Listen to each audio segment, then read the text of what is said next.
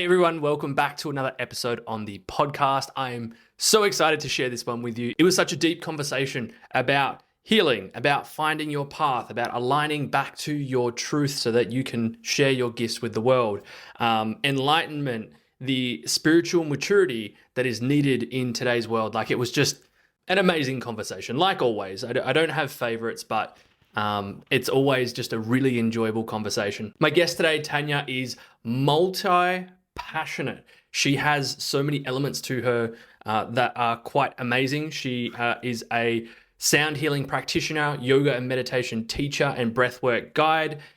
She does a lot of things, but in the way of sharing her gifts to help heal the planet. And I've seen her work. I haven't been part of her work, and I've seen it on, the massive scale that she does it on and the impact that it has. It was really awesome to sit down with her and be able to dive deeper into her story, into the things that she believes and she follows, and where she got that information to allow her to follow this path. Some key themes that we discussed in here was her journey to awakening, practicing acceptance and compassion towards others, healing with sound, vibration, and frequency, finding your unique life purpose, and our powerful connection to nature, and so much more. This is just a really amazing conversation, and one that I think makes me look back and go, this is why I share the podcast, because I get to connect with amazing people. I get to have these really profound conversations and get to learn so much. And then I get to share that with others. So if you're listening here right now, I'm so grateful that you're here.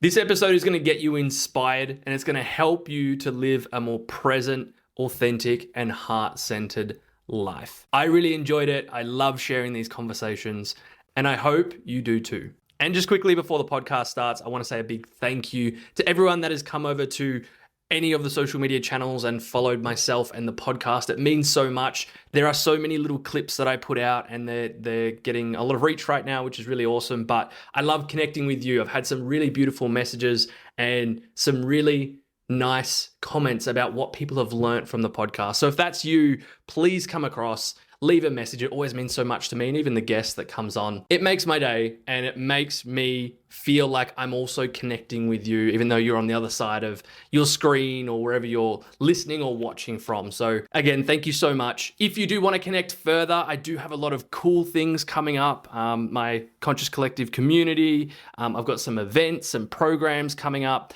Go to the link in the show notes or go to my website and you'll see everything there. There is a newsletter as well. That's /community. You'll get all the updates on everything that I'm doing, as well as other fun and exclusive stuff that I've got coming out. So thank you so much and enjoy this episode. There was a post that you put up last night, and it said, "There is no competition. Nobody has your assignment." Explain. Oh my gosh, I don't know where to begin. Why did you post it? Well, I think, as I mentioned to you before we sat down together. But no one knows that, so you have to explain I know. it from the start. I'm going to explain it from the start. I think in any realm of work, in any area of life, whatever your vocation is, I think you can really get lost sometimes, especially right now, because it's so noisy. As we were mentioning before, especially in the wellness space and on Instagram and TikTok and YouTube, and there's so many things, and it's so easy to lose your way and to forget why you do what you do, and then to think you're not doing enough or you should be doing something else. And then also there is that element of when you do succeed, what can happen, and I've experienced it myself, is, externally things reflect that you're holding internally. And there was something that I shared recently, a few months ago, about the crow. I don't know if you saw that one. There's this beautiful story, and it's a metaphor that when you're an eagle and you're flying, crows try to come and get your back and to bring you down. But what happens is, when the eagle is so focused on elevating and flying, the crows naturally fall away because they can't exist in that atmosphere. And so in alignment to that, I guess, with there is no competition. No one has your assignment. I think it's so important to stay focused on your vision, on your purpose, on your mission, on what you're doing and what you're bringing, because we all have a unique gift and we all have a unique offering. And I have my story and I have my life and my experiences that have shaped me, as do you. And then the way we show up and teach or share, again, in any area of life, whether it's in relationships or in work, we all bring a unique perspective and a different type of medicine, a different type of offering. And so when you focus on that, when you remember that no one is you and that you have something unique to share, that element of worry and doubt and that noise literally instantly disappears. So it's been like a journey that I've gone through the last few months as I've really evolved in my own personal life, and a beautiful reminder for me to trust that I'm here doing what I'm doing for a reason, if that makes sense. Yeah. And Yeah. what do you think that reason is? Why do you, what do you do? What do I do? Oh my What gosh, do what you do I not do? What are you most passionate about sharing See, right this now? this is the thing for me. I always struggle with that. I'm never I don't want to put myself in a box.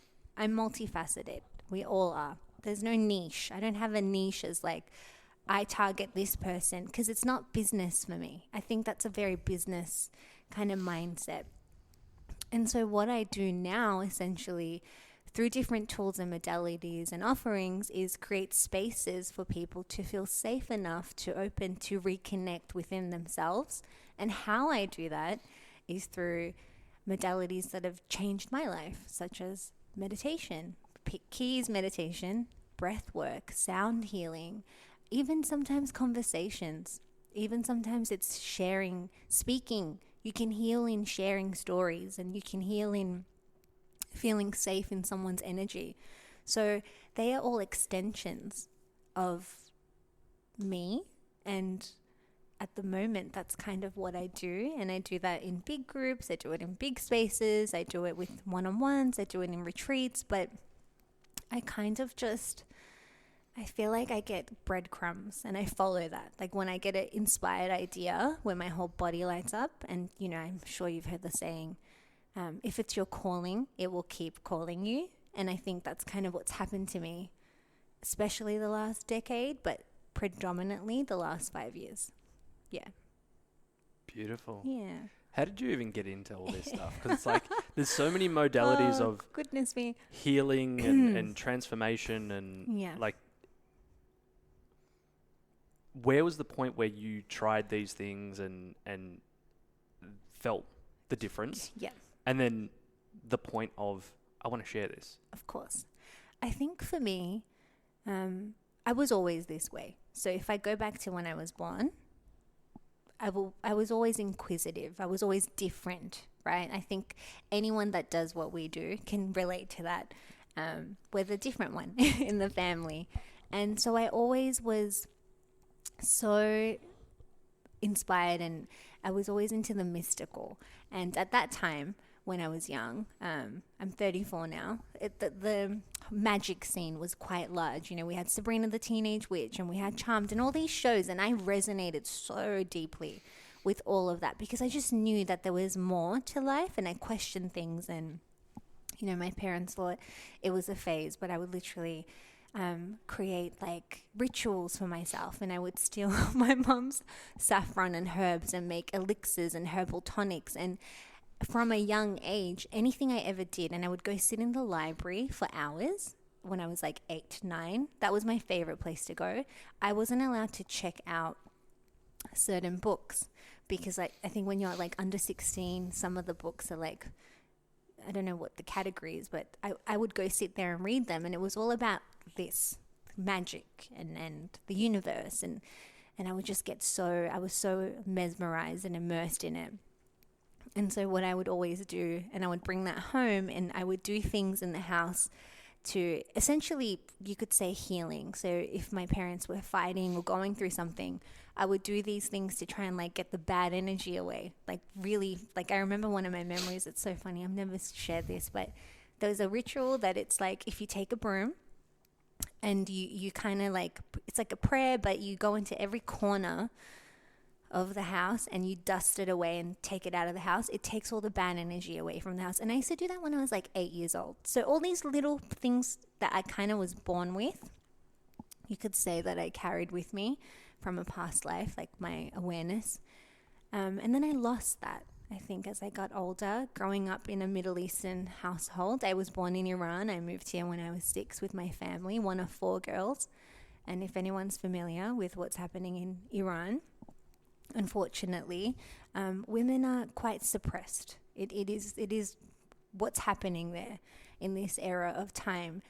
And so the whole vision for me that my parents had for me was to be a doctor or a dentist or a lawyer. And I was quite academic as well. I was so creative, but I was very academic. And so because of that pressure and thinking that what I was into was like so bad, I disassociated from that and I went down the path of what I thought I was meant to do. But that element of me always having this ability, you could say, was there, like intuition, or people would joke and say I'm psychic when I was like 15, 16, because I just would know things. So that's always been a part of who I am. Went through various life experiences, which is like a whole other story, but lots of suffering, lots of, which again, very normal and common coming from where I come from, which led to me not processing my emotions.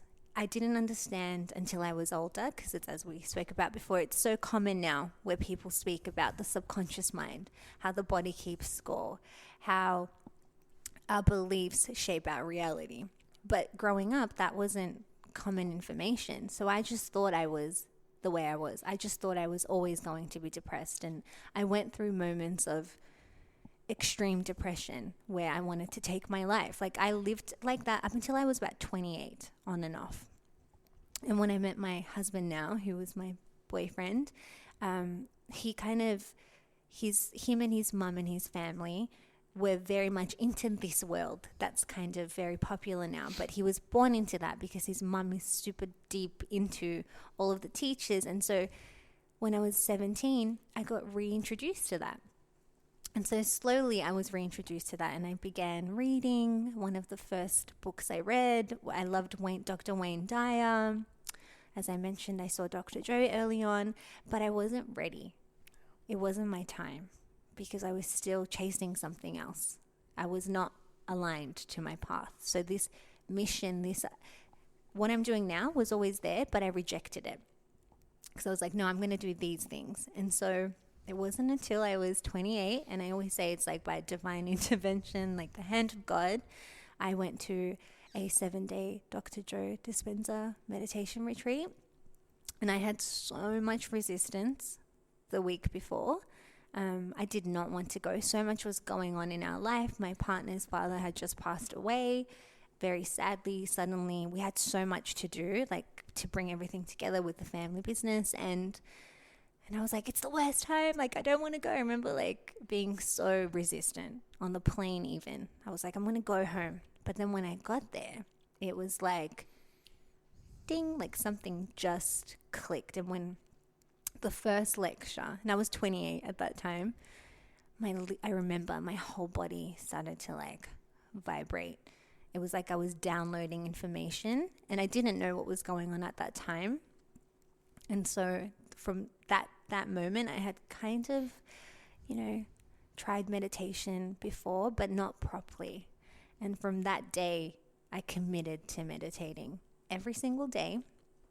And then 6 months later is when I had my very big spiritual experience that some people say is like a Kundalini awakening, and all of that. It was so big, it was so profound and extreme that I remember like when it happened, like for days I couldn't sleep. For days I had energy going through my body. But I say I was reborn in that day, in that moment. And so that was about almost 6 years ago. And then since then, all these things that I've kind of delved back into, like the breath work at that time and meditation and sound. Sound's always been therapeutic for me, which I can explain a little bit later, but that's when it started. That's when I kind of went back on my path that I was always meant to be on, that I deviated from. So, yeah, in a very short nutshell, short-ish. It's so like there's so much. You could do a 24-hour podcast. It's a lot. I want to do. I want to give it just. I want to explain it. But it's a big stories there. There's stories within stories. That's for a live event, a 2-week One retreat. Day. Yeah, one day, everyone. But yeah, I find it so interesting that we all have different timing and different timing of when you can hear the same message twice, but in that first time you might not be ready to hear it, or you might not be aware enough to hear it. What was different for you? Was it just I couldn't tell you. That's where I truly believe we are divinely guided. Like I believe in God now. I didn't for a long time, because all I knew and felt was suffering. And I thought, what's the point of life if it's just suffering? So I was so disconnected. This was so closed off, like numb to some degree for a long part of my life. And it wasn't until I opened this energy center that my life changed. And it's just a knowing that I truly feel like you can't explain unless you experience it. I can try and explain it in all the ways, but unless you allow yourself to feel it, and once you know it, you can't not know it. So I don't know exactly why. Is it karma? Maybe. Is it divine timing? Maybe. Is it the Saturn route? I don't know. There's so many things it could have been. But for my path, for my journey, that was the perfect time for it to happen. It couldn't have happened earlier. It wasn't meant to happen later.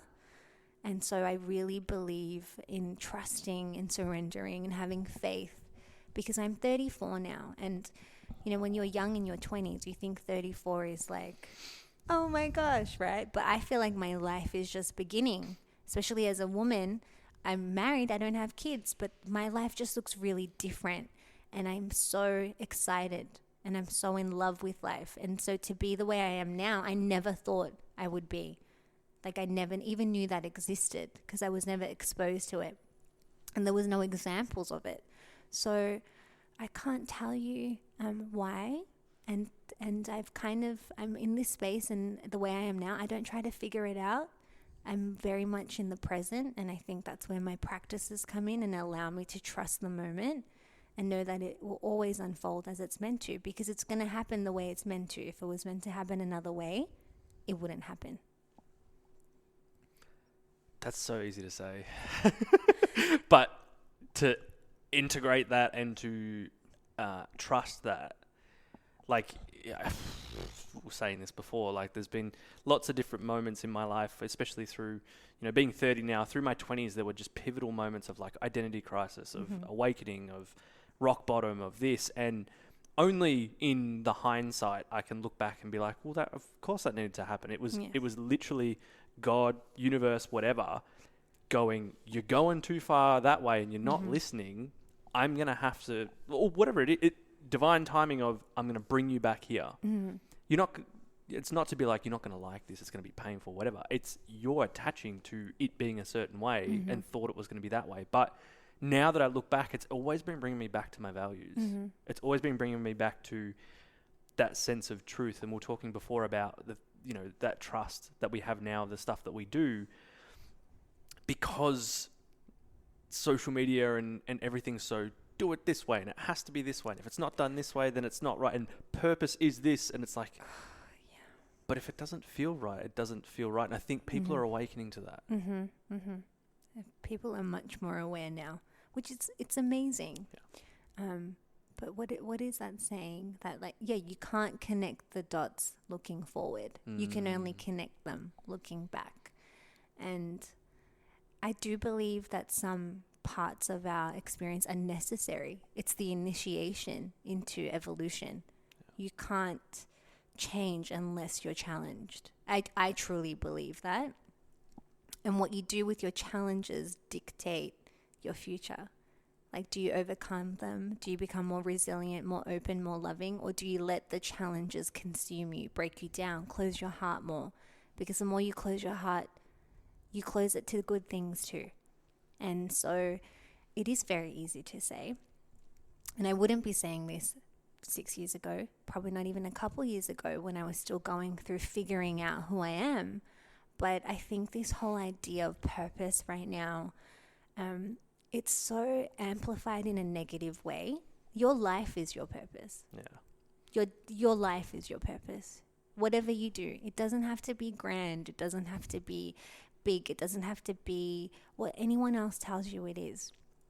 And so once I accepted that, it's when doors started opening. Once I kind of stepped back and I was like, I'm just going to trust that the doors will open when they're meant to. And I always say this with what I do. It's who I am. So I'll always be doing this, whether I'm teaching it to the public or doing it for myself. And I'm okay with that. If tomorrow it changed, I'm okay with that because I know it doesn't define who I am. What I do is not who I am. What I do and how people perceive me is not who I am. And so we need to stop putting such pressure on ourselves to think that who we are and what we do defines us. And I think in the spiritual community and that in that world, it's very easy to do that.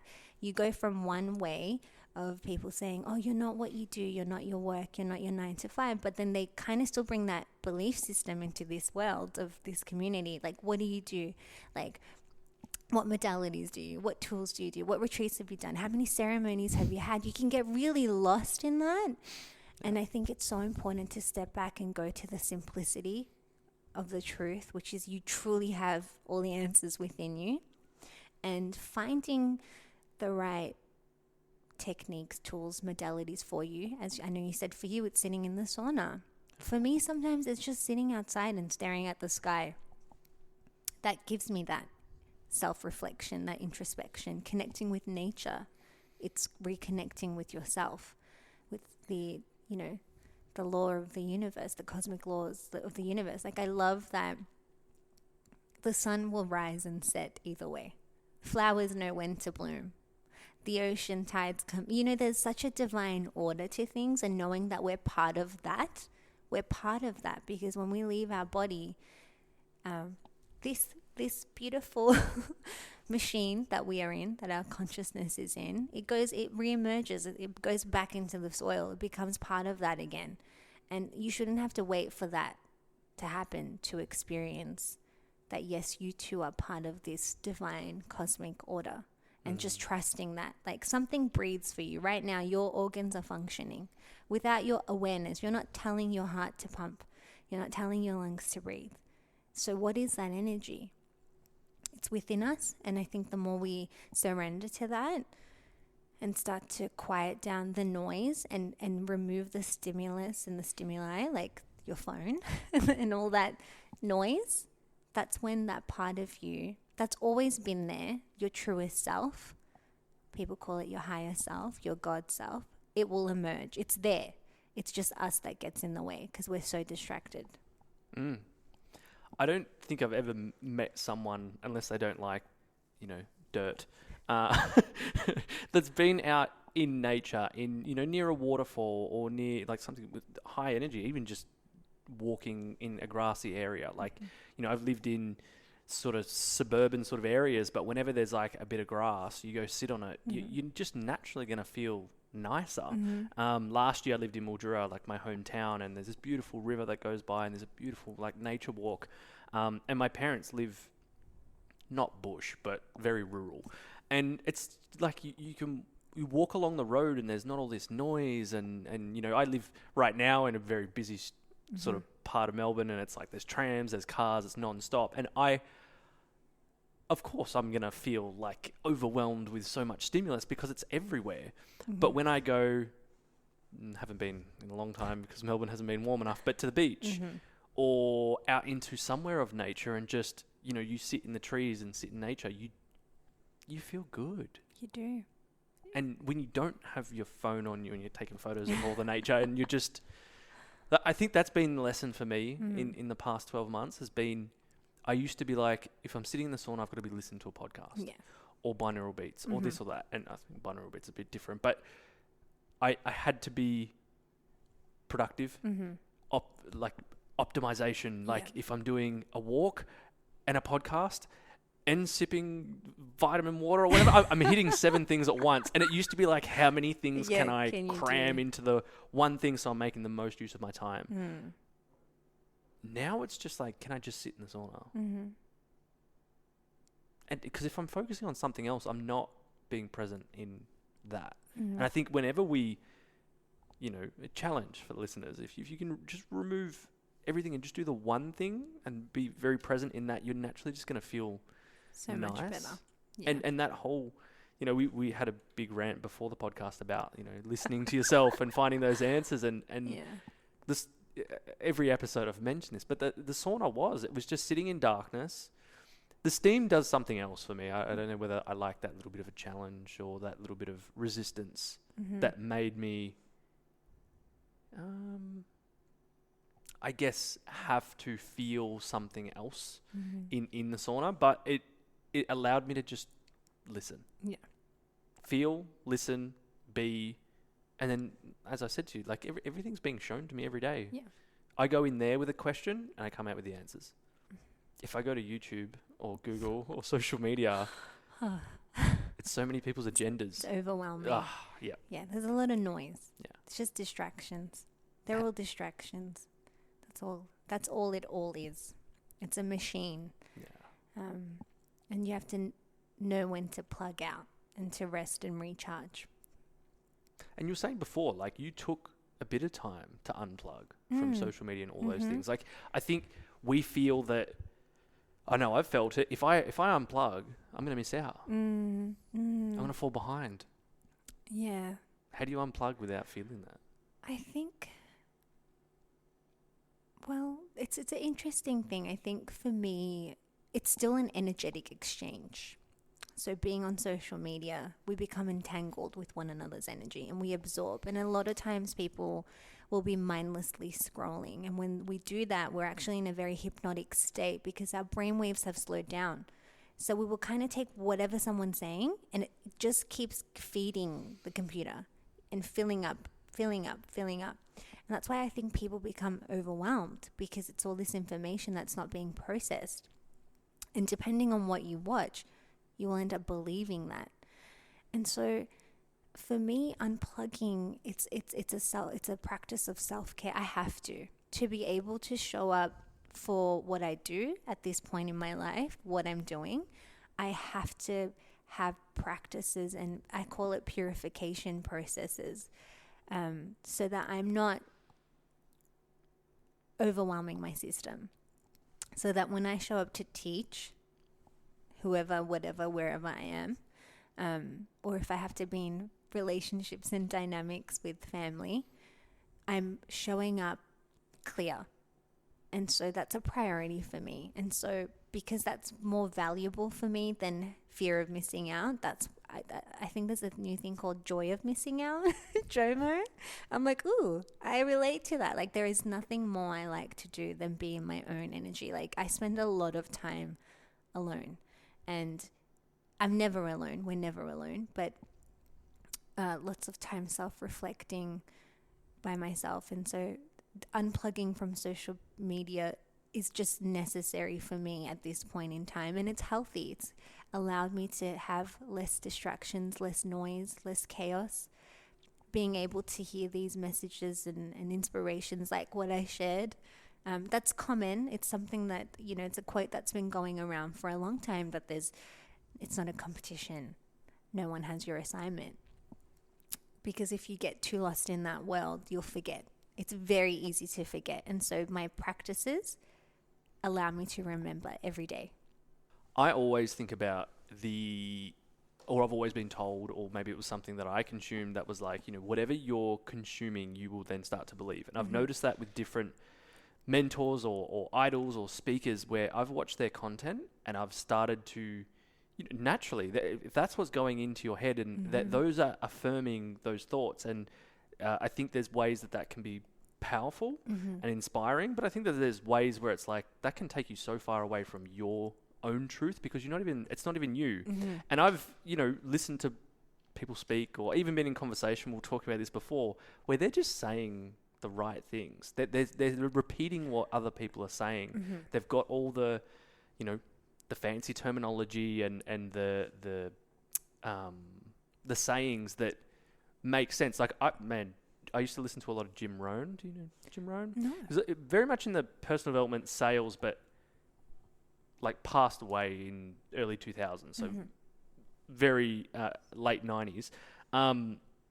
But he would say things really well and they'd be catchy and I'd pick up on those things and I'd be speaking from there. But if we're not aware of what we're watching, consuming, listening to, it can give different messages. And you probably know way more about this than I do about, the hypnosis, the brain waves, all of this. Oh my gosh, yes.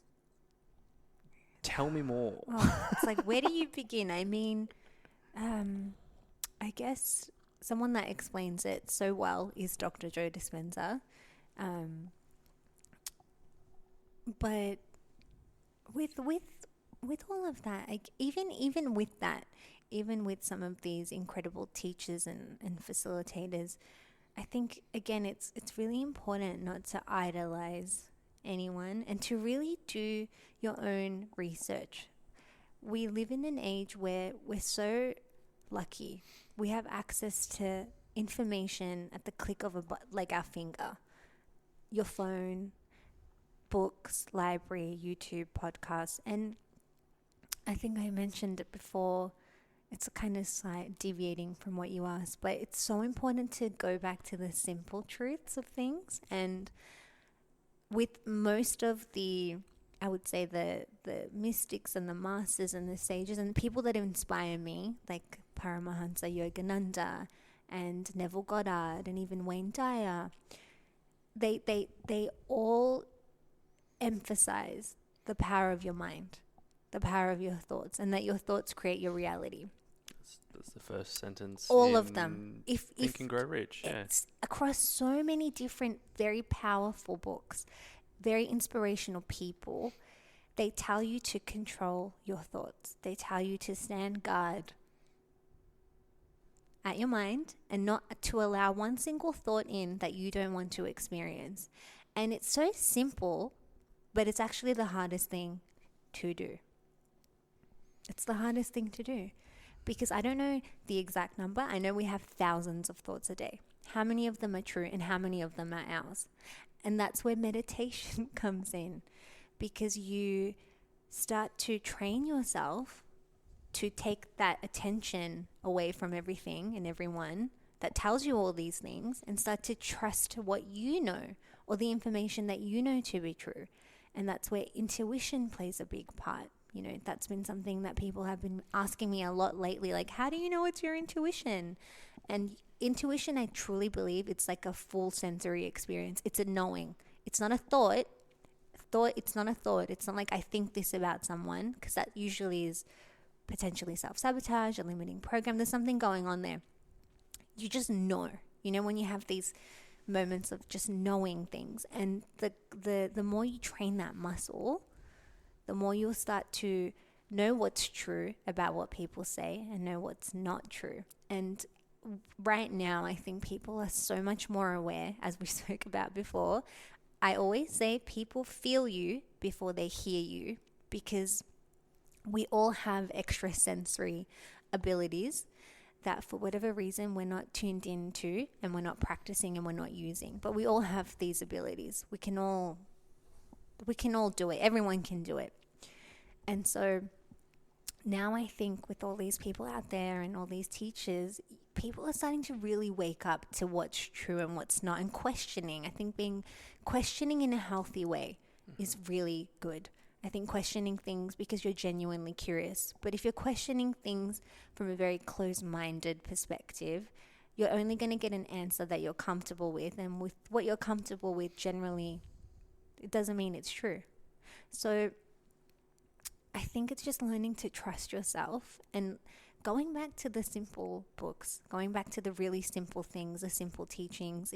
If people are watching all of these things and getting confused and overwhelmed, I think it's a sign to unplug for a day, for a week, for however long you can, to truly take that attention away from someone else and turn it into your own self. Yeah. It's that whole conversation we had about, like, you have all the answers within, and why do you think people struggle to listen to that? Yes, the noise, but I think people know that. I think it's conditioning. I think from a young age we've been taught to seek outside of ourselves in many cultures, you know, and we emulate what we're shown. And everything conditions us, not just our parents and our culture, but our teachers, our friends, the shows we watch. So everything is continuously hypnotizing us, you could say, to seek externally. Buy this, you'll feel better. Do this, you'll feel better. Come and do this retreat. Do this. So it's always outside of ourselves. And I do think that retreats and all these beautiful modalities have their place. But at the end of the day, you need to take that information home with you, and you need to integrate it and become one with it and embody it. So it is who you are. And practice it. It's practice, it's consistency, it's discipline, it's dedication. So many people, you know, they go to the gym.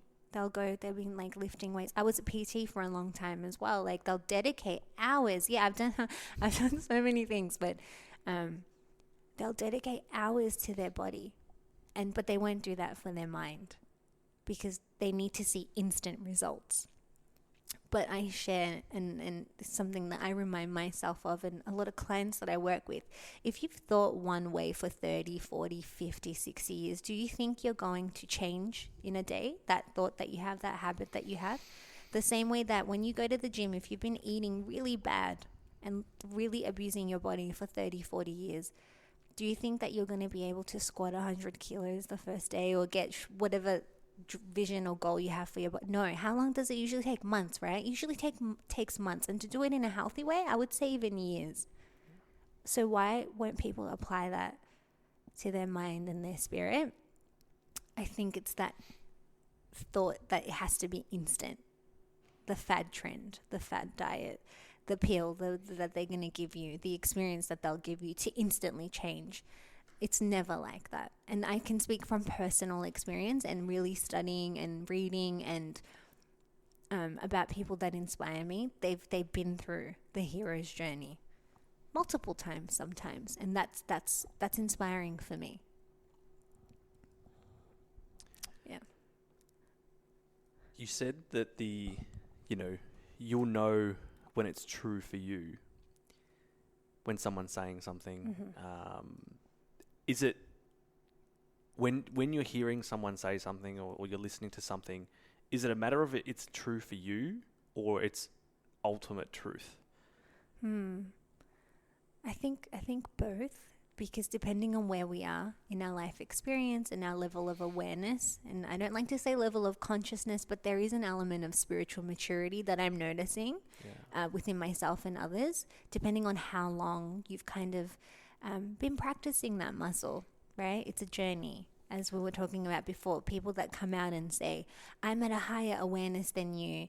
You have like that to me doesn't feel like God. It doesn't feel like love. And it's in no book that I've read that has inspired me, no teacher that has been the true embodiment of that energy ever has talked that way.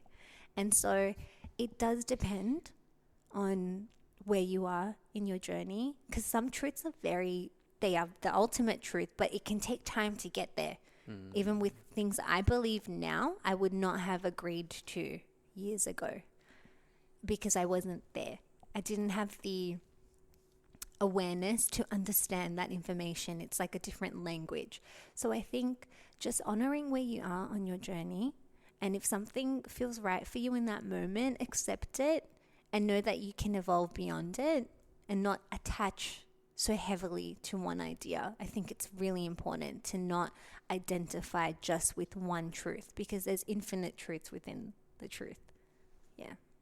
And everyone's got their own truth to it. And I think that comes from like I guess what I've been noticing for myself is trying to be as open as I can. Like if we could both experience the same situation, but your truth to it is going to be different to mine, or your experience is going to be different to mine. Mm-hmm. It doesn't mean that you're right, I'm wrong, I'm right, you're wrong. It's just different. And Yes. you know, I was sharing more specifically about TikTok and comments before, but even with people and you know, when I see people share, and I love hearing people share their way of being, but whenever I've seen or heard of someone being like, okay, this is what happened, and black and white, this. Mm-hmm.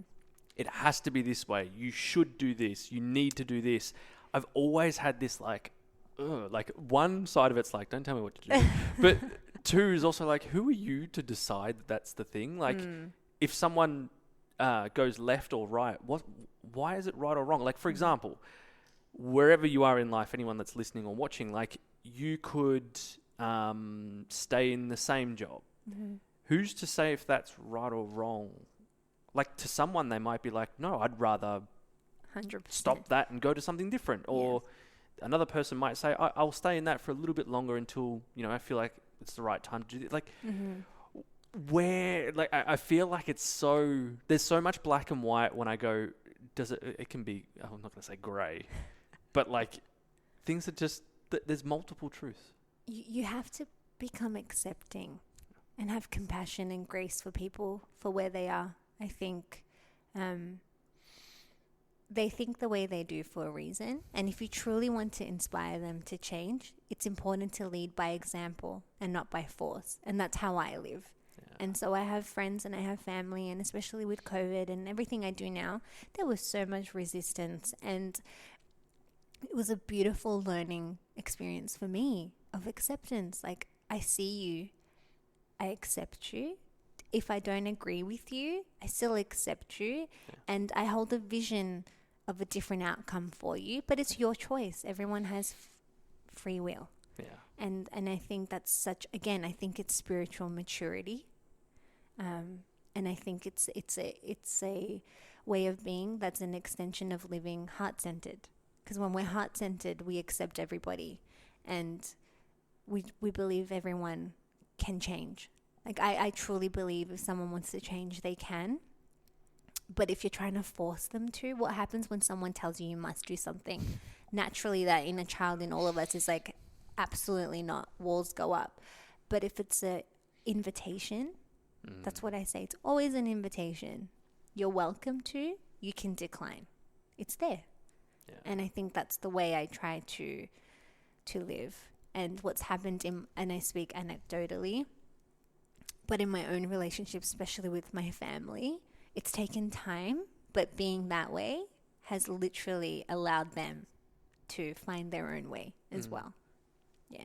Yeah. It's so easy when you learn a new thing to want to share it and say, like, I've found the way. I've found whether it's God, whether it's some spiritual practice or whatever, like, this is the way you need to do this. It's good intentions, I think. A lot of that, sometimes 100%. Maybe not, but most of the time I think people have really good intentions. Unless they're saying, like, I found this and it's $99 a month, or it's a $6,000 program that you got to do.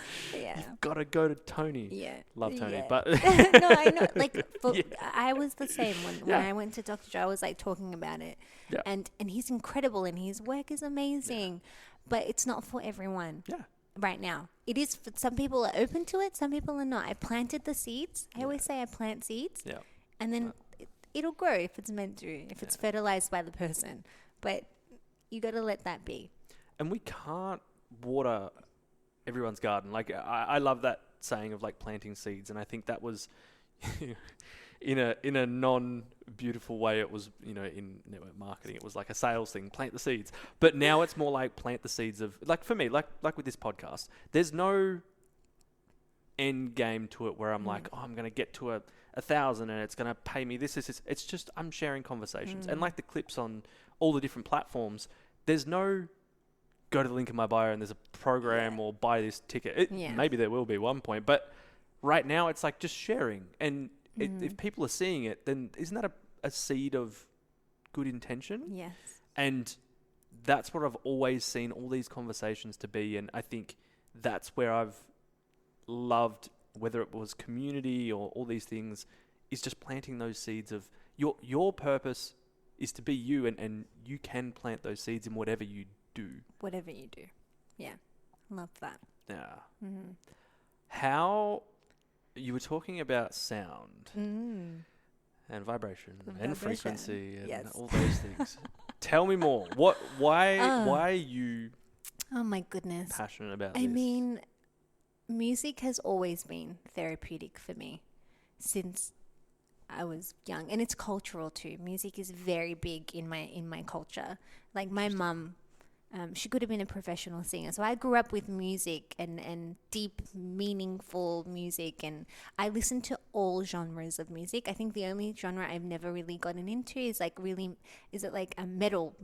music, but everything else, like if you go on my Spotify playlist, I listen to 60 genres. But it's always been part of me. And what I love about sound and music, which I'll get into the sound and the science of it, but music is universal. It brings everyone together. Like one song can literally reach every country and everyone will relate to it and they'll sing along to it and they don't even know the words. It's the energy of the music. It transcends culture, it transcends everything. It brings everyone together.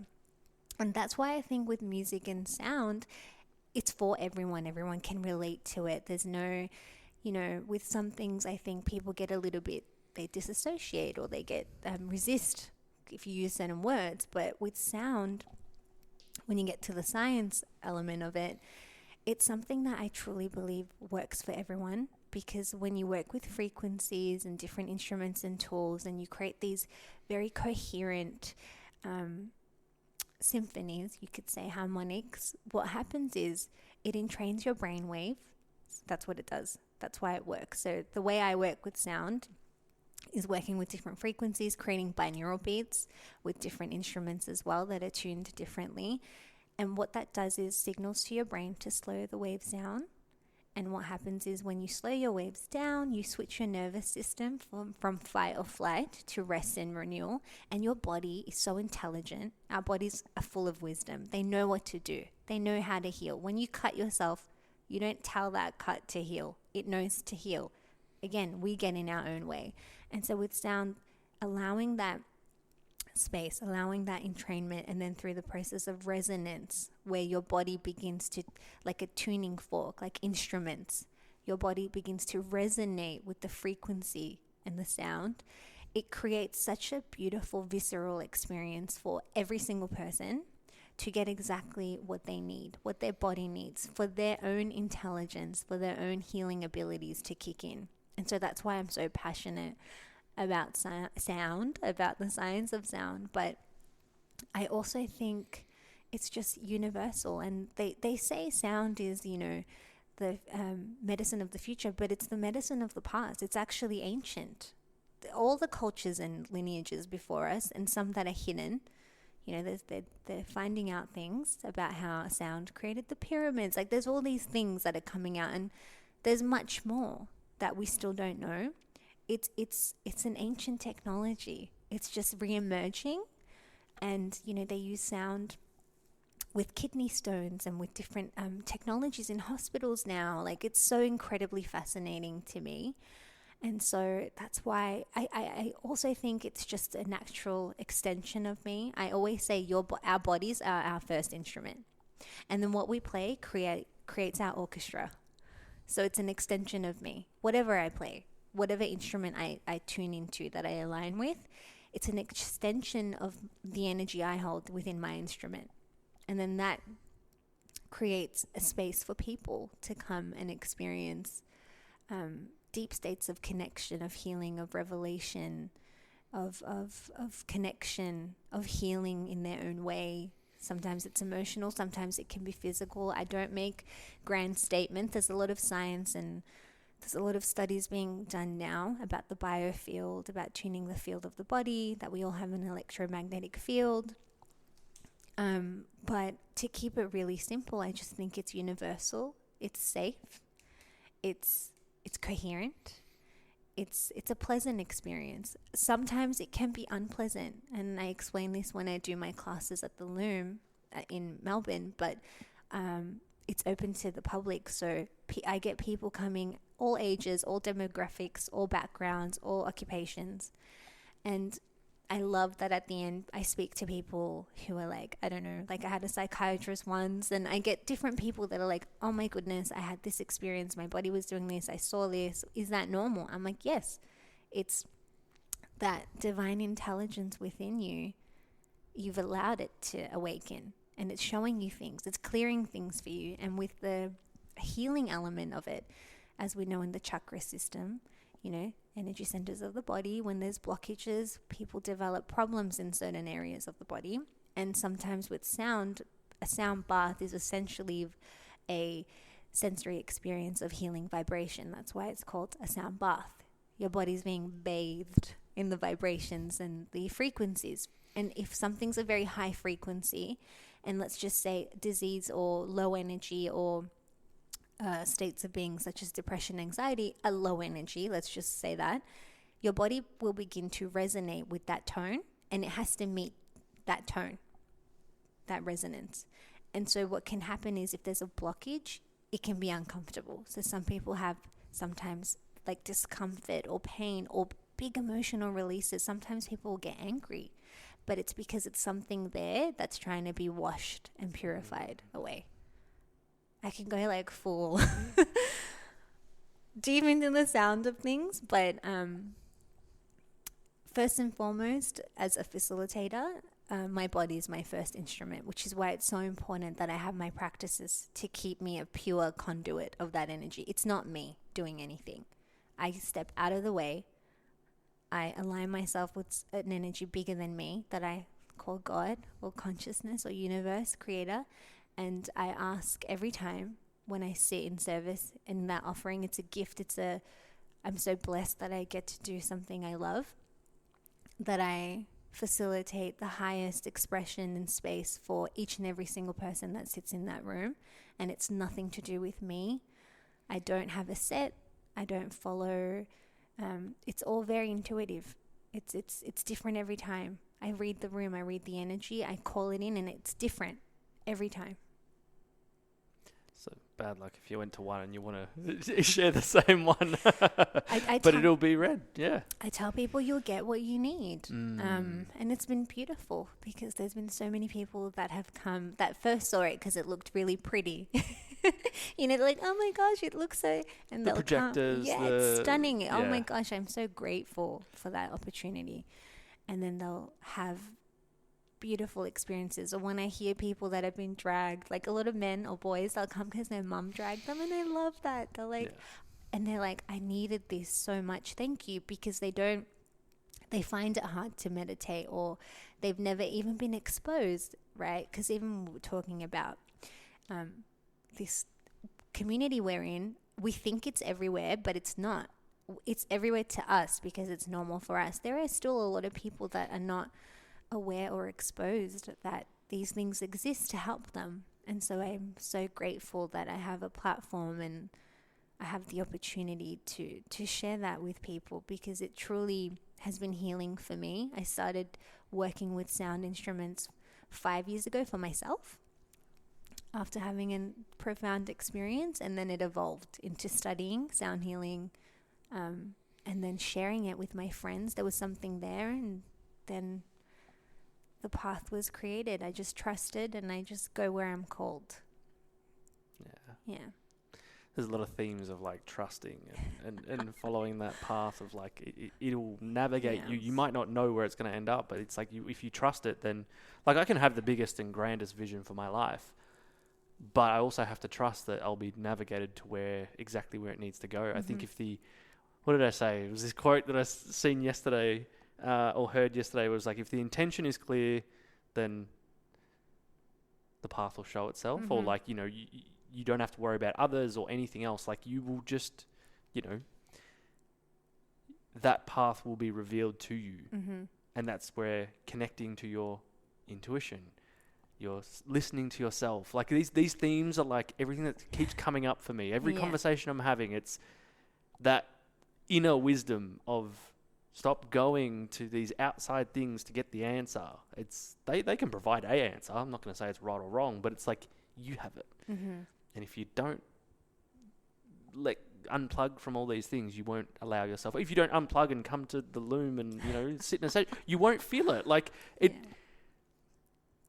Because I've been in the industry for a long time, I say long time, 8 years or so, I feel, again, you said this before, like, I feel like everyone's done these things. But I think lately, or since COVID, because everything got ramped up, because everyone was trying things finally, because we were at our lowest or at a point where we needed to try something, things got so popular, intention dropped or was lacking, and things were just done because it was the fad or the popular thing to do. Mm-hmm. When you go to something where it's authentic and you feel it, you go, damn. It's like in the ceremonies I've sat, the sound healings I've sat in, even the yoga classes I've been to, you feel it that it's different. Not that I had this grand, crazy experience. It's just, you just felt good. Mm-hmm. And even with, you were saying about binaural beats, so that's how I learnt to meditate. Was I've got this app on my phone, can't tell you what it is because I don't off the top of my head, but you can choose which frequency, you can have a background sound if not, what mood you want to be in, and I just listen to that. And so that, okay, can you explain, because I don't know, because that's not my body. Like if you're in a sound bath, it's because it's waves around your entire body, or if you've got your headphones on, is it still affecting you? If you're listening to a sound bath with your headphones on. It's actually more effective with two types. So listening with headphones and with speakers surrounding you. Because sound travels not just through the ears, the auditory system, but through bone. The vibration. Through bone. Yeah. It conducts through bone and through the nerve endings of the body. Yeah. And the way binaural beats work is it's one frequency being played technically in one ear, another frequency being played in the second ear. They're different hertz. They cancel each other out and create one wave and one frequency. That's how a binaural beat works to entrain the brain. Yeah. Interesting. I know. So many things that we could just talk for hours about. But that's so interesting. So you can do it. There's just multiple ways. So headphones still have a great impact. Yes. Because that was the one thing I was worried about is whenever I've shared anything or, even when I had my app, I was like, what do you tell everyone to go buy these crazy headphones so they can actually experience it? Or is it just like a more in-depth version? It depends on the sound. If you're working with sound, both is optimal. Yeah. But either way works. Yeah. And it depends on if it's many factors, but yeah. So just come and experience, in person. Just be open, curious, playful. Yeah. Some people love it, some people don't, some people fall asleep. Yeah, I'm definitely that person. It's like in my meditations, it's so interesting getting comments where it's like, I either cried or fell asleep. And I'm like, they're two very not necessarily ones that I want to hear, but thank you. And I think because with meditating, I realized a lot of people do it lying down or they'll do it in bed, and your mind associates your bed with sleep. So really, you should create a sacred room or a corner or a space. Pillow, sit cushion, up straight. You want your spine to be nice and tall. The channel of energy. Yeah. So you're alert. Unless you lie down, you can place a pillow, like yoga nidra as well, under your knees. But it depends. I think when I started meditating, if I did long ones, I would doze off depending on the time, and I would just catch myself.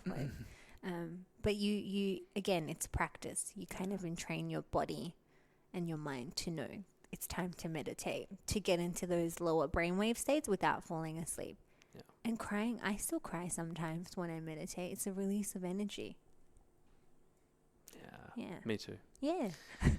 Sauna, it's the best. Crying. It's the sweat, I promise. It's public, so like anyone can go in the apartment.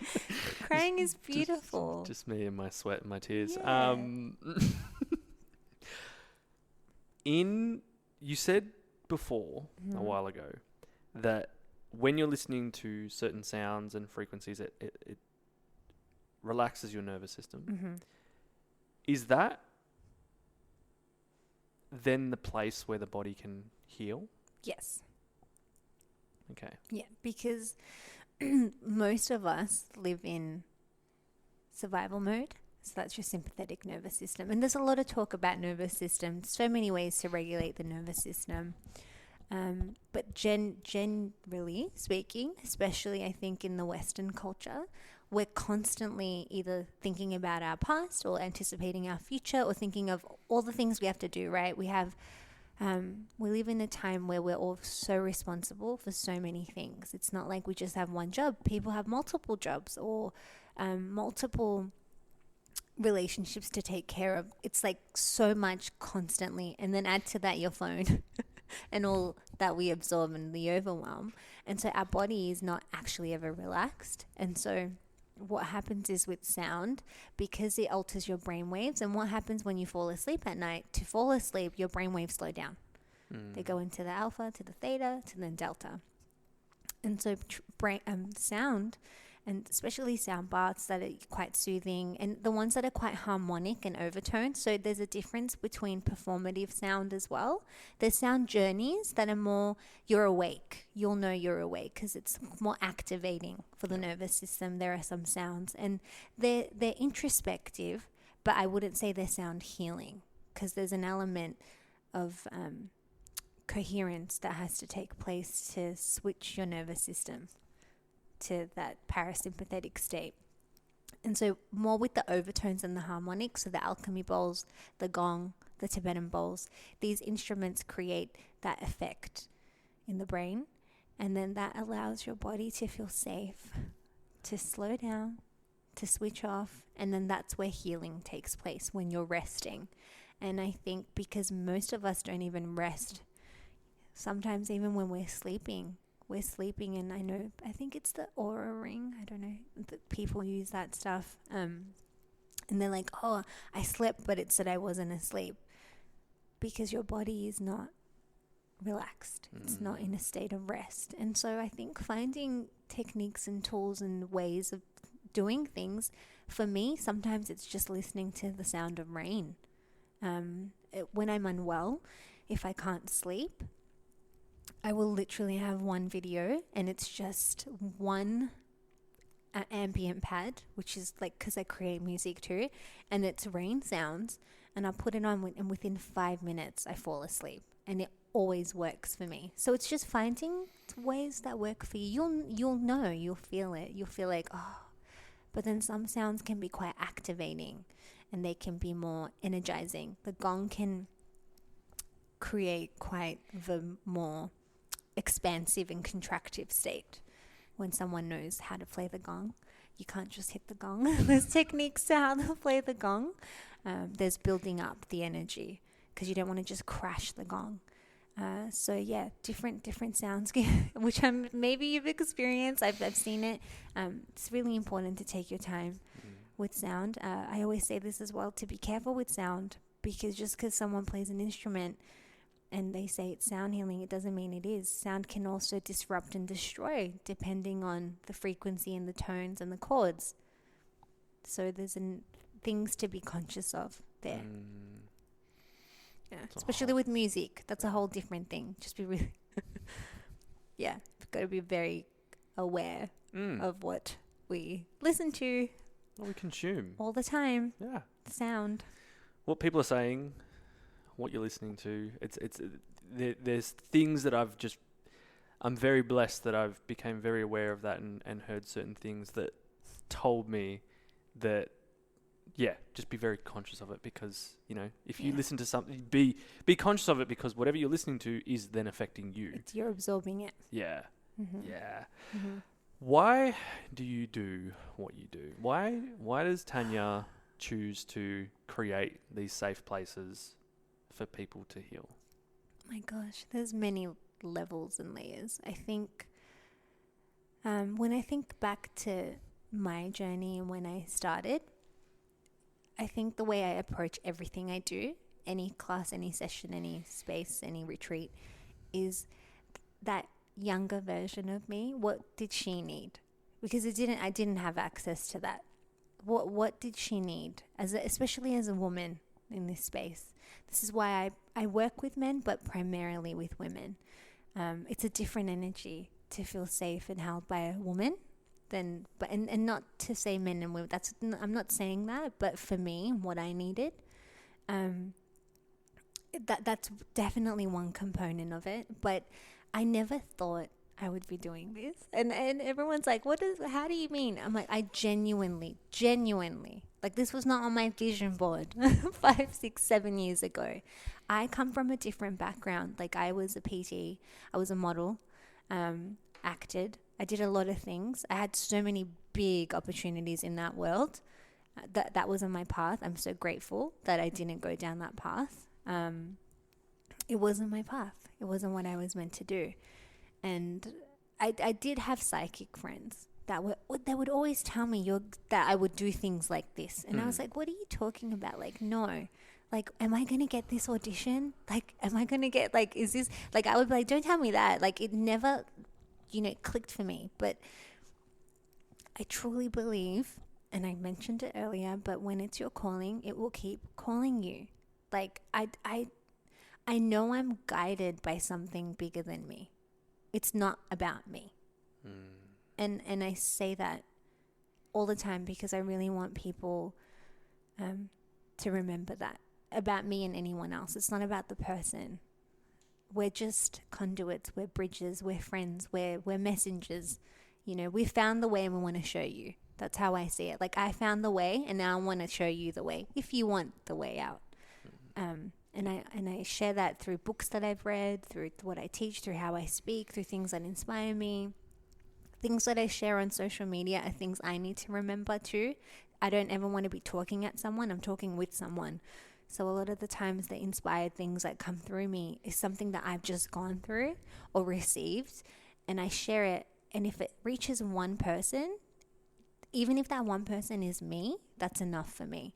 But because that's how I approached it, it started to grow and grow and grow and grow. And that people would just come. They would just come. I started doing this almost 6 years ago with my friends, 2 or 3 girlfriends up in my room in my little studio space because I loved it. And I'm like, let's meet. Let's do this. I don't want to go out. Like, let's do this. And then it just evolved from that. And I became more inspired. I love to learn. I'm a student first, a teacher second, always. And I think that's what kind of keeps me going. I feel guided. I truly do. And as long as I'm guided, I'll go where I'm called. And if it changes, if it pivots and I'm meant to go, my dream, which is like to go off grid and like have like a farmhouse and like a porch and a garden and have no social media presence, I'm good with that too. And I think because I'm in that space, I know it's something bigger than me because the doors just keep opening. The doors just keep opening. The doors just keep opening. They do. And I'm like, wow.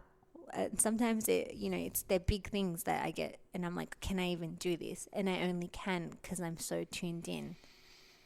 I truly believe I'm mission driven. That's what it is. I'm mission driven.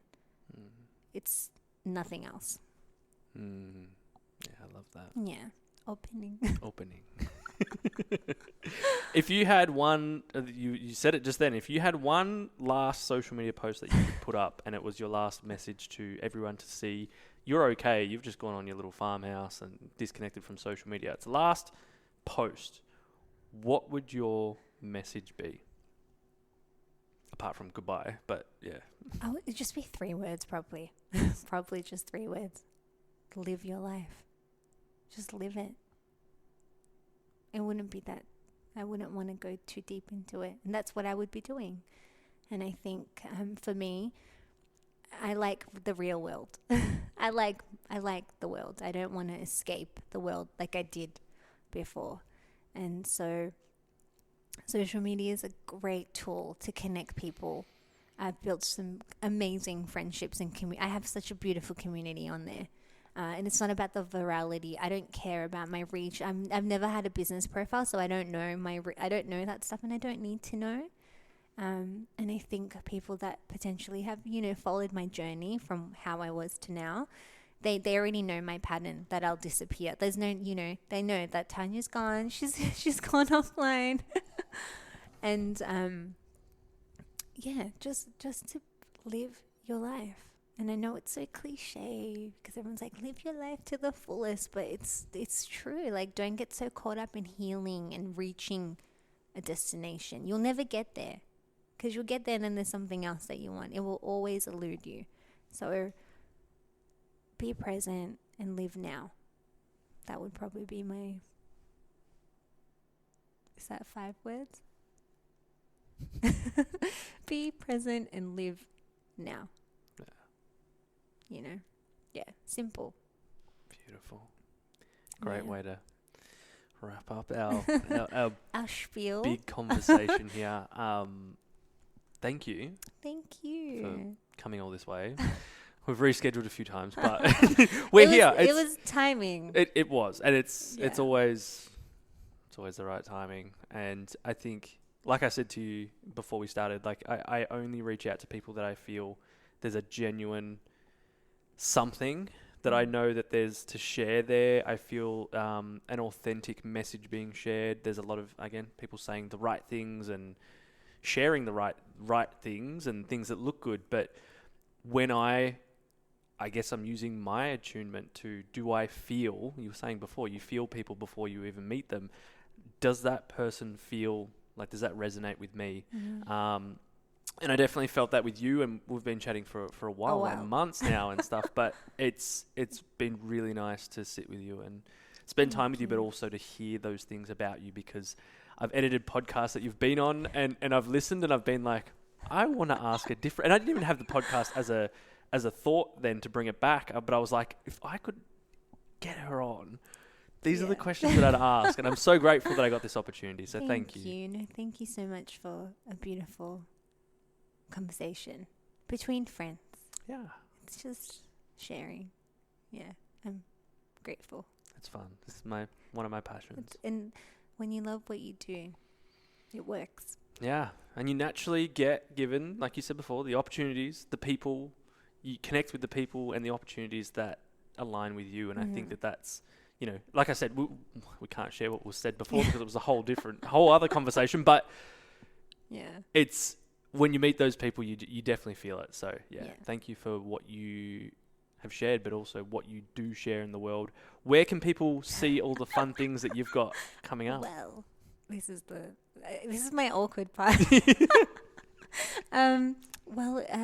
Where can you come and see me? If you'd like to experience a sound bath, I'm at the Loom still, every couple of weeks. I think my next one is, I don't know when this would be airing, but it's next week and then 2 weeks after. It's genuinely every fortnight.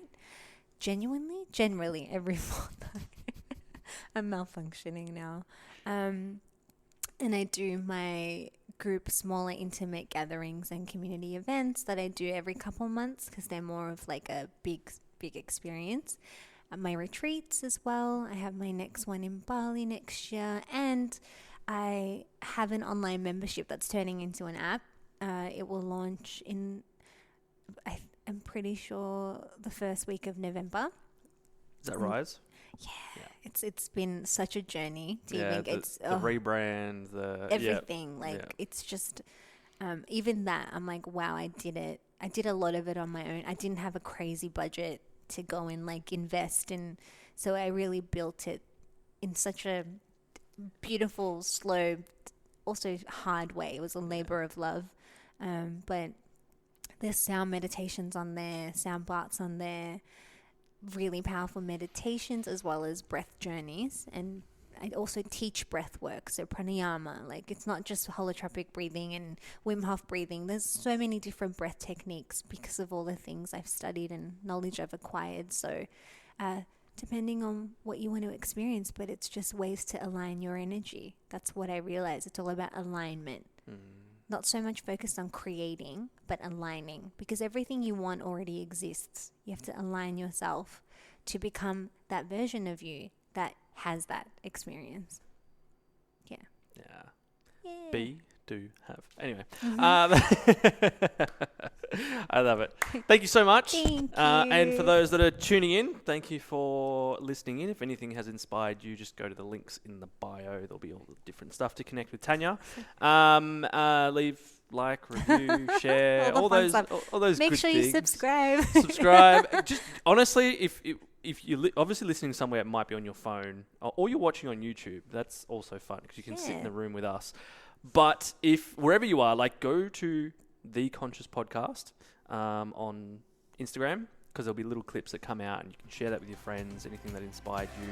But yeah, appreciate you being here. Take care until next time. Peace.